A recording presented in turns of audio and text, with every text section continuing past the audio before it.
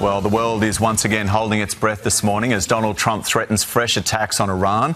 The president is warning Tehran will, quote, pay the price if negotiations take too long. Now, it's sparking growing concerns back home that a return to all-out war would be a disaster for our economy, pushing already struggling families to the brink. For more, we're joined now by Foreign Affairs Minister Penny Wong. Good morning to you, Penny Wong. Great to see you. Look, it seems that we're almost back to square one in terms of the war. Are you frustrated with Donald Trump that he started this war and is finding it very difficult to end it? Good morning. It's good to be with you here and speaking to you from London, of course. Can I say in relation to the Middle East, we want a negotiated solution. We want a negotiated end to the conflict. That's what we've called for. That's what we're pressing for. And in our engagement here today, Richard Miles and myself with the United Kingdom, also with France yesterday and Germany the day before, all of us spoke about the importance of doing everything we could to support this conflict coming to an end. Because as you said, it's hitting Australians hard. It's contributing to increases in the cost of living, not just through the price of fuel, but the way in which that goes throughout our economy. So we want to see an end to this. Minister, can I ask you about Europe at the moment? Because tensions over migration have hit boiling point. Large parts of Belfast literally on fire this morning. Those large groups of protesters rallying against high levels of migration. It's a debate that you know we have here in Australia at the moment as well. What are we doing to make sure that something like this doesn't happen here? Well, first I would make the point that all leaders need to stand against violence, whatever our differences of views, whatever policy discussion, whatever the argument we have about what should or shouldn't happen.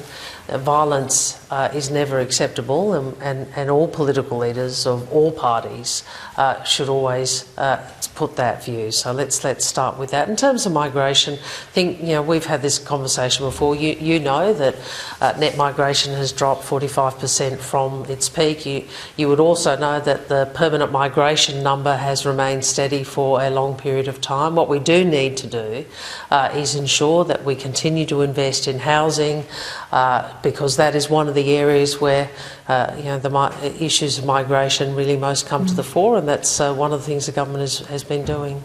OK, let's talk about One Nation now. Pauline Hanson has managed to raise almost $1.6 million in just 24 hours for her Fire the Lie campaign. This was in response to Labor's campaign asking people to donate $27. Then she came through with this and has absolutely blitzed it in just 24 hours. This really shows that people are willing to put their money where their mouth is, and votes could go that way as well. What are the conversations like and the meetings like within the Labor caucus about what to do about One Nation?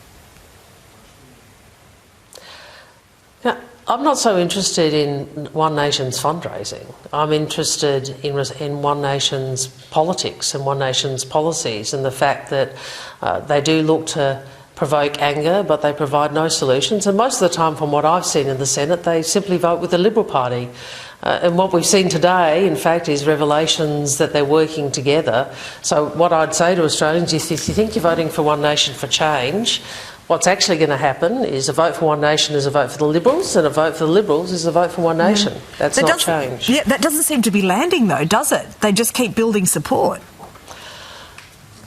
Well, we will keep doing what we are doing, which is working to deliver change that matters, real change that does something in people's lives, whether it's delivering on Medicare or the minimum wage, or protecting penalty rates or delivering tax cuts, all the work that we're doing over here with Deputy Prime Minister Miles and me here in London and in Germany and in France. We're building stronger relationships, because in a world that is much more contested, that goes directly to Australia's security.